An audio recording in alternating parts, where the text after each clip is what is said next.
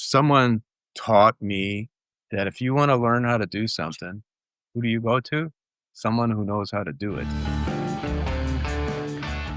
Welcome back to the Two Promises podcast. Let's dive right into another exciting adventure with BD and crew as he pursues his new passion of one day finding the most epic bourbon. The Two Promises team send their special thanks to Hobie and the Huckleberries for their masterful theme music. So grab a glass, relax, and enjoy responsibly. Baby says she's leaving if I don't stop drinking wine. So I switched to whiskey and I'm feeling fine. Drinking that smooth, smooth whiskey. No more wine. I like straight bourbon. Baby, you try the ride. We started with the Burning Man, and I just like kind of following the conversation and the flow, but I do want to circle back there because that is what I guess maybe the most curious about. So how did you find yourself going to Burning Man? Were you going there just as someone who was experiencing the event? Or from what I understand, in either one of these works, you went there and you helped out, you were involved in the event. So tell me that story. Yeah, thank you. I've been there in many capacities, in many personal roles. One as just the guy that wanted to go. I had a girlfriend who told me about it, and her mother and her Auntie Lulu used to go, and they're all wonderful people. They're highly intelligent, highly creative. I mean, like, they can make beauty out of anything. And it flowed into writing, gardening, packaging, and even the beauty of communication with them. She is one of the most wonderful people I know. And when I first met her, she sparkled. And so when she told me and I saw her and her mother and her aunt's life, the things that they made, the beauty that they created as artists, I wanted that. I didn't have that in my life, in my early life. I wanted it. It was like that I want, like when, and that's someone, Martine Vogel, she's a friend of mine that's a sculptor. She's an American sculptor that left because of politics years ago and lives in France. And she said that the purpose of an artist is to make art, and the purpose of art is to make artists. And nothing truer has ever been said to me.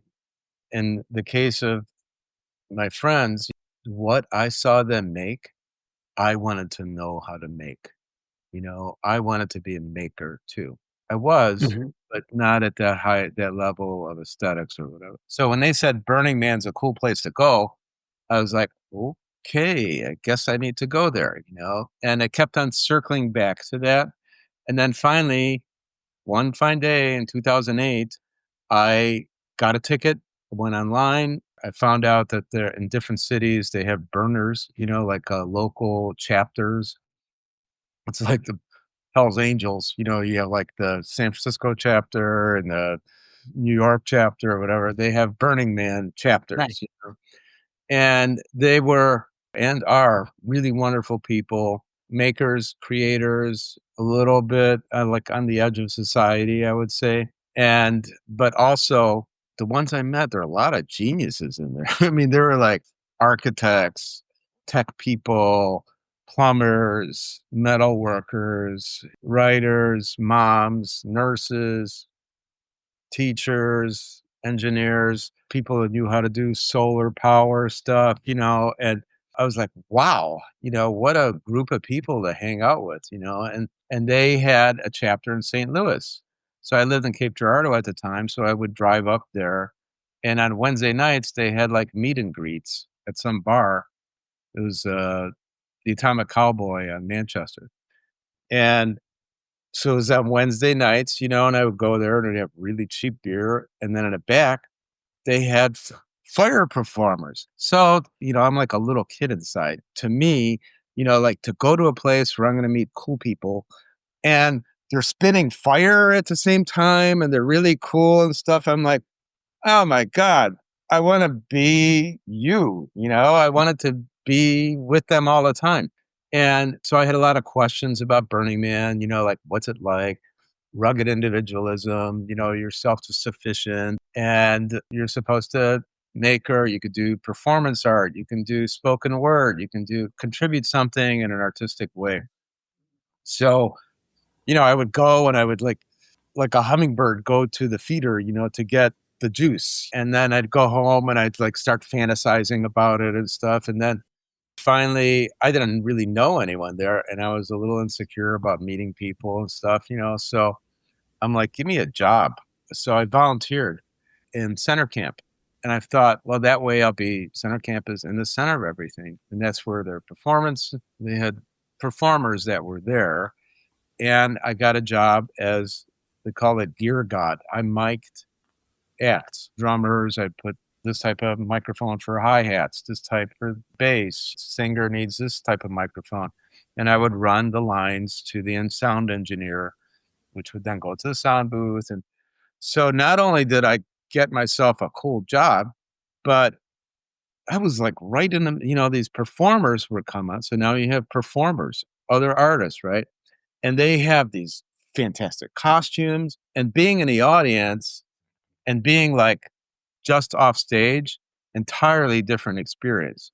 You got like the performer's face right there, their mouth opening, the sound coming out. There's no spit spraying, but it's like that kind of close. And their hair, because a lot of people from the Bay Area, so it's like hippies, right? And they're beautiful, dreadlocks and great makeup. And then one day they had this band. It was like a marching band. It was like the circus came to town. They're like these beautiful girls on stilts, and these guys that were dressed like clowns and drums and horns. And you're right in the middle of this like parade, cacophonous, beautiful visual, audio, immersive experience is like priceless beyond words, right? So Center stage at center camp. That yeah, is so cool. yeah. And I worked there. I was only supposed to work 4 hour shifts. And, I used to be a doctor. So I'm used to working like 16 hours, 18 hours, easy peasy, And so my 4 hours turned into 20 hours. I worked like 16 to 20 hour shifts. They'd be like, dude, go sleep. And I'm like, no, I want to be here. I want like every second of this. So that was my first time. I rode out there on my motorcycle. And so there's like a 2,200-mile motorcycle trip with all my stuff on the back of it. It piled up. It was in 2004 BMW 650 GS. So it's a smaller bike. It's like an adventure, the baby adventure bike. And the whole back of it was gear. It was like Beverly Hillbillies where, they're moving out to Beverly Hills. I had like those 5-gallon water containers on the back empty till I got there. And then I was going to fill it at a gas station so I would have water, and you had toilet paper and you had towels. And I'm like a nutcake when it comes to gear and camping anyway. So, I always bring like 10 times what I need. And clothes, like I need a winter coat because it gets colder. I need rain gear. I need boots, I need flip-flops. All this shit was like piled up behind me. And, when I showed up, other people would have like a van, or a trailer. And I had everything on, on my bike. It was like these guys that you see in India, that put like goats on the back of their scooters and stuff like that, and it had that vibe to it. Yeah. So I was hooked. I always went out. Last year was the only year that I didn't go out there on a motorcycle, I think. So I've gone 4 or 5 times. I've usually volunteered and worked there. After they saw me working 20 hours, when other people would come to work pretty high and were unable to function as well as they should have. And I didn't do drugs, so I was like a reliable guy that would work all the time and they loved me. So the next year I got a free ticket. I got commissary privileges, and which included being able to take a shower a day. The first year when I got home, I took my pants off and I stood them in the corner of my studio for like a week, and they stayed, like they stayed vertical. They had so much Yeah. playa dust and whatever in there that it was like clay that hardened, it just stood up on its own. So that was the jam. And coming back that first time, there's a lot of techno music and stuff. So, and it was like round the clock because they stayed near a place that had it playing like almost at all hours. So I was riding on my motorcycle someplace in Colorado, and I could feel my thighs throbbing to the beat of techno music. It's like muscle memory. It got so absorbed in me that, I could still feel the dum, dum, dum, dum, dum, dum, dum inside of me. It was amazing. And I felt like that's my personal experience. Now I mentioned the stage stuff.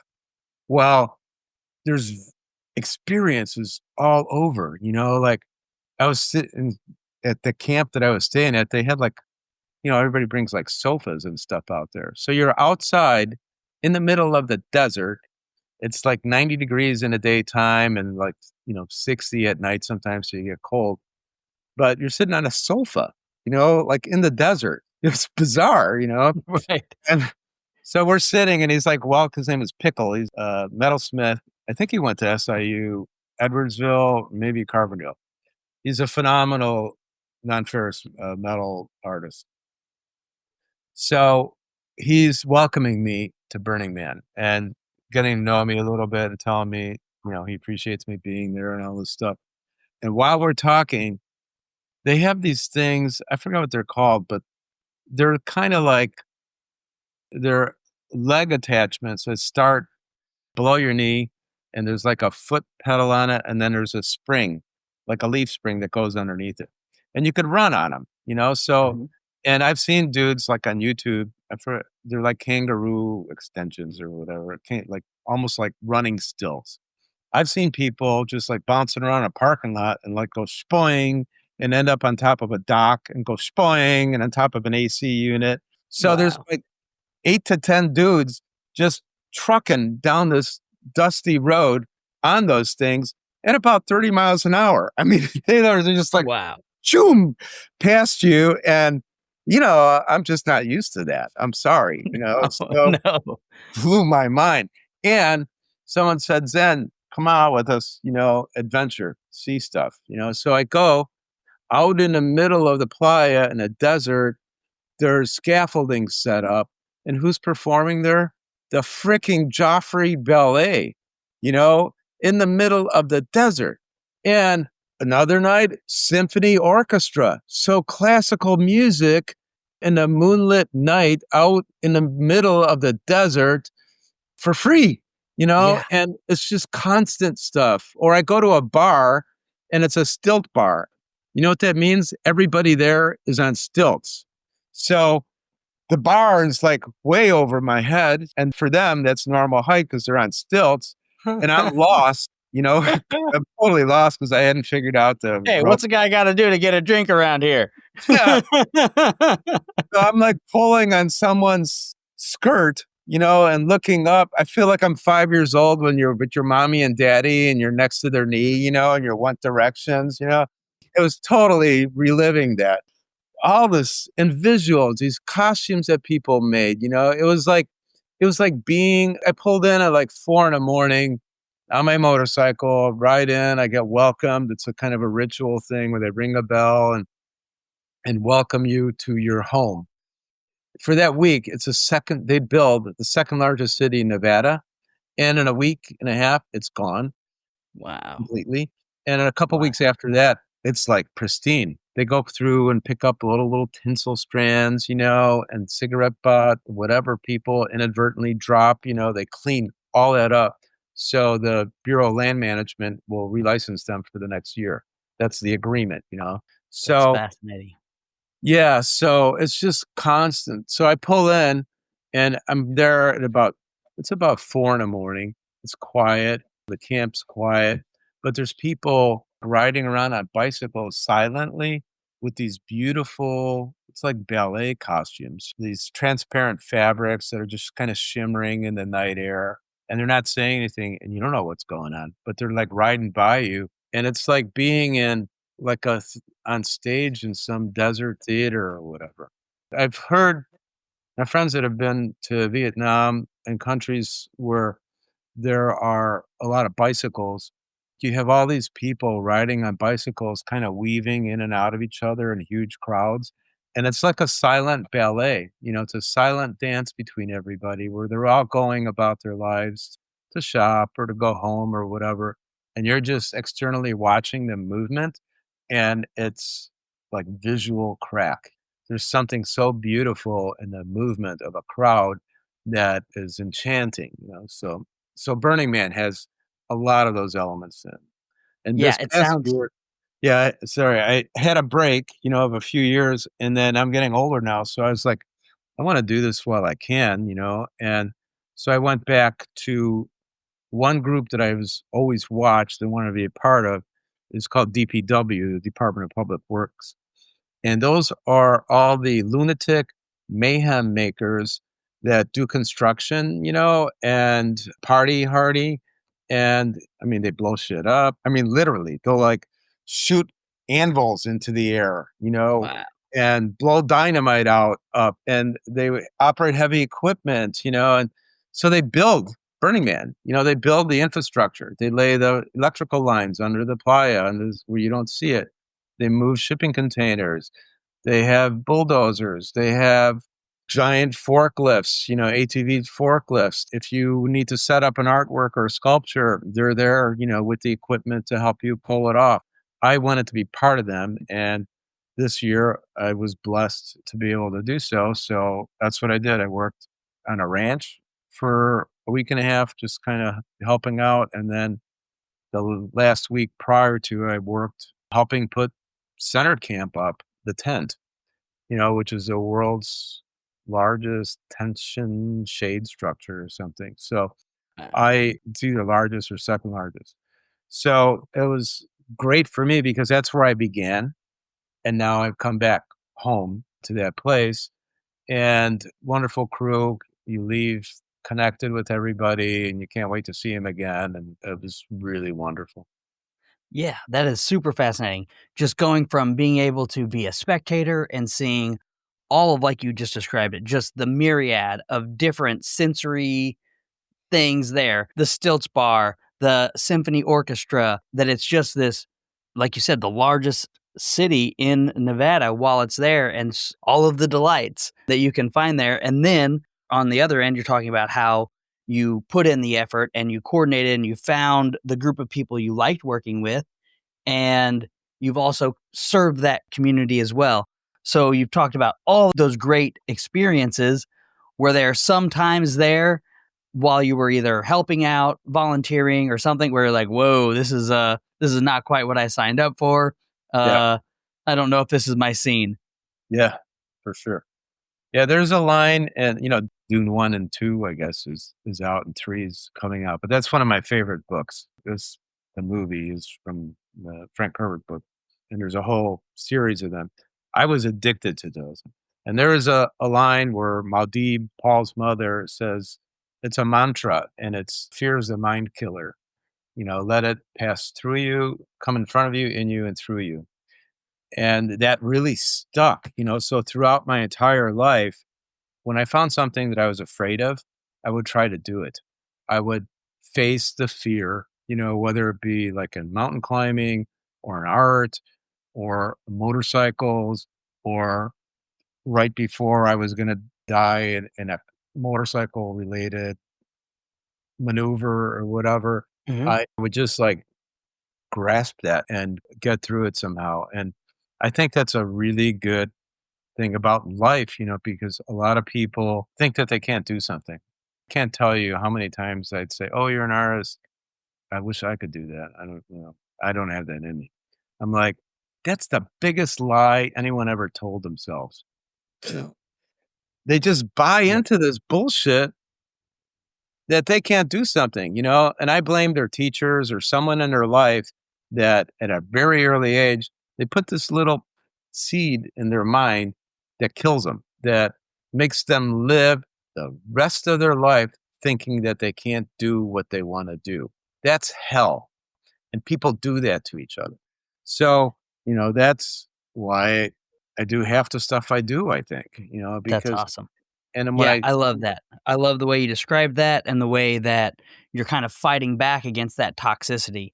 Those little seeds of doubt, those little toxic seeds that can implant themselves in someone's brain, their psyche, and then that sets the trajectory of their life whenever, like you said, you're talking about paradigm shifts. And I love how you're trying to fight those. You're trying to break those down and you're trying to say, no, that's BS. That you are an artist. You can be creative. You are a creative. Don't let that one person's bit of feedback or offhanded comment take mountain ranges and of beauty out of your life. yeah, for sure. So, with that being said, we're all needing to take feedback, right? So, in our courses of study at SIUC, and I'm sure in some of your past professional lives and mine as well, we would have like critiques or debriefs, we would call them. So, Yeah, even after every training run, you would have the range safety staff, whoever it was that's putting on that training event. You do the run, you do your tactics, you do whatever. Then we'd all step back and then we'd debrief it and we would critique how we did, what we did well, what we did poorly, and what really absolutely needs to change to keep people alive. And here's some areas for improvement. So in art school, we have critiques as well, where it's vital for growth. But you kind of listed some of those pitfalls of critique in your story there. When do you feel like feedback becomes poison?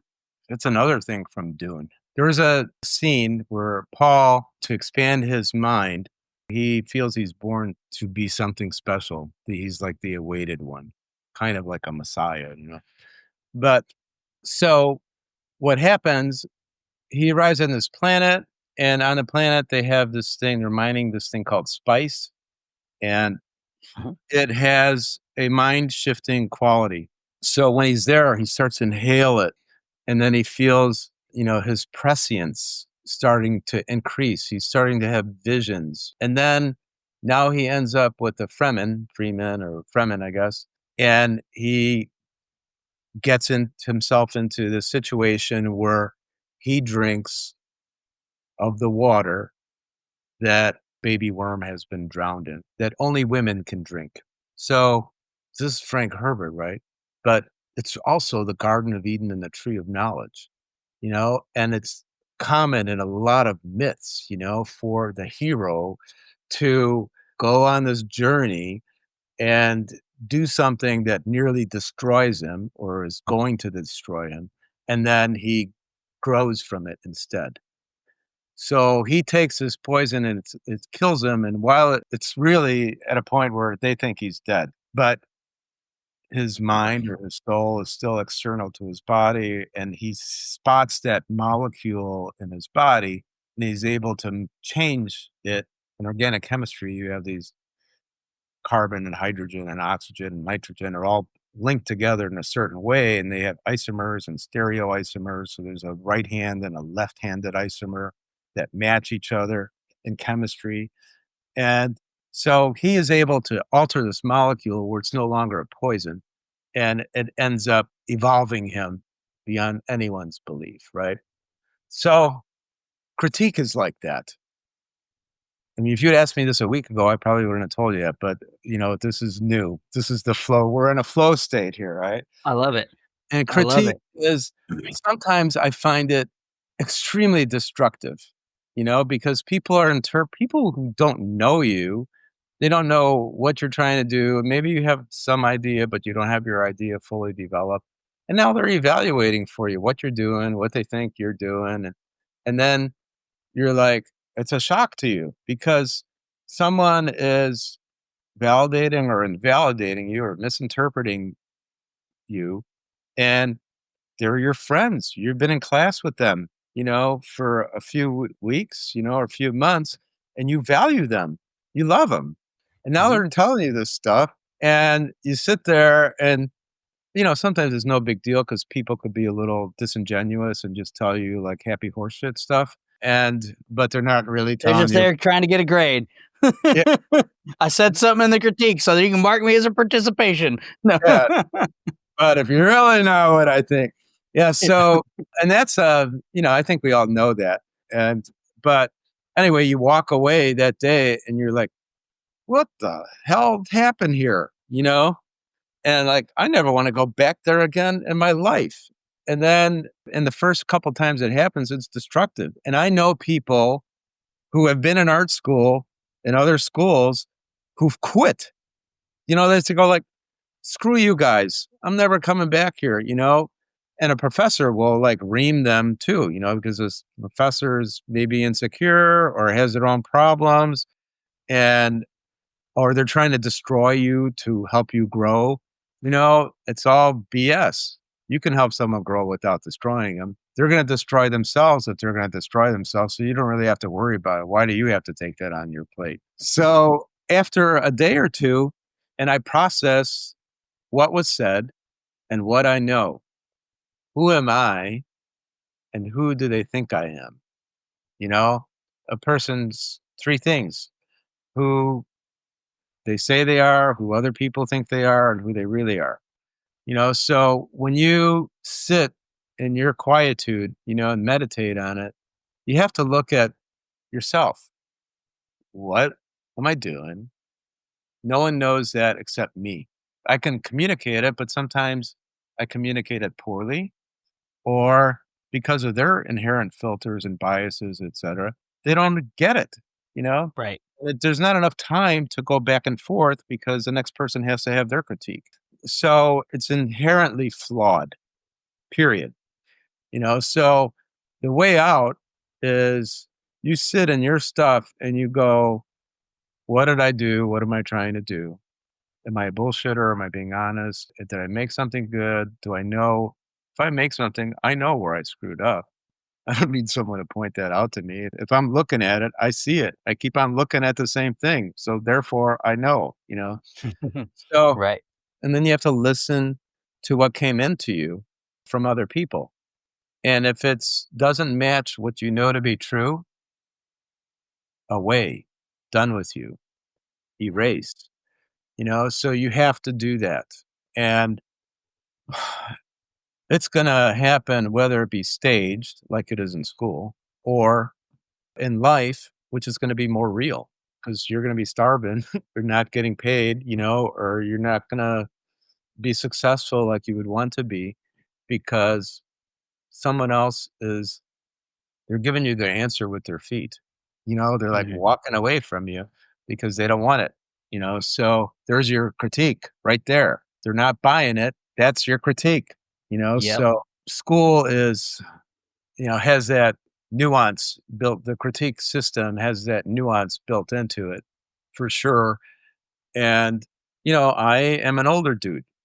I'm not 19. I'm not 20. I'm not even 30. I'm not even 40. I'm not even 50, so, and was a different person at all of those ages. So if I was a 20-year-old and someone did that to me, it might hurt a little bit more than it does now because I did not have enough of a sense of myself to know what I'm saying right now. So that's kind of a thing built into it. The other thing is the university system. In a art institute, a formal art school, usually you'll have a professor teach you or a new professor or an established one. And they're supposed to be more seasoned to help you develop more. In a state institution, that rarely happens. You have a graduate student teaching you. And I love graduate students. I love their work. I'm always blown away by the stuff that they create. I mean, always. Because you just see people walking around. You don't know what they make, but you see them on the final class or whatever. And you're like, holy cow, you made that? It's a lot of talent there. But some of them can't teach. They're just like fresh off the farm or whatever, not, and that's probably, I wish they were fresh off the farm because farm people know how to do stuff. They know how to make things. They have a good discipline, good responsibility, so it's probably the wrong analogy, but they're green, and they don't know how to teach and they're there to learn just like anyone else is. And when I'm a freshman or if I'm a senior, I'm paying the same tuition as anyone else, like I don't get a break. And if I'm paying for something, I want all I can get for that, the most bang for my buck. I don't want someone who doesn't know how to do stuff teaching me. Like, what's the point of that? You're never going to get anywhere except learn what not to do, And that's my other thing. Like, someone taught me that if you want to learn how to do something, who do you go to? Someone who knows how to do it. Great That's where you advice. get your advice from. Yeah. And you know what? You think, oh, they're too good to talk to me. They're too busy. They're not gonna. They've been through all this stuff. A lot of them, they're gonna open their hearts up to you and take you into your arms, and they know what they're dealing with. And that, a really good person, a charismatic person of any kind, whether it be a writer or whatever, will go like, dude, I get it. I hear you. I've been you, and I'm going to help you. This is how you weld. This is how you write. This is how you interview someone. They know how to do it. They're giving. They're more than willing to help you. Right. So in that vein, I think you've kind of broken it down pretty well for us, but I just want to kind of maybe pull that thread a little bit more. Sure. How do you distinguish between a mentor, kind of like you're describing, who is there trying to make you better, and a critic who's just there to tear you down or to even just project their own life circumstances outwards to you and your work? And how would you recommend someone going about finding that true mentor? Well, number one, Thank you for joining us today on this curious roller coaster of life. If this is your stop, please exit peacefully. Enjoy the rest of your day. If you're ready for another one, just push play. Just a final note before you go, thank you, and thank you for feeling. The distillation and aging process is different for everyone. I'm not quite sure what you're ready for. Sip slowly and enjoy responsibly. Baby says she's leaving if I don't stop drinking wine. So I switched to whiskey and I'm feeling fine. Drinking that slow whiskey.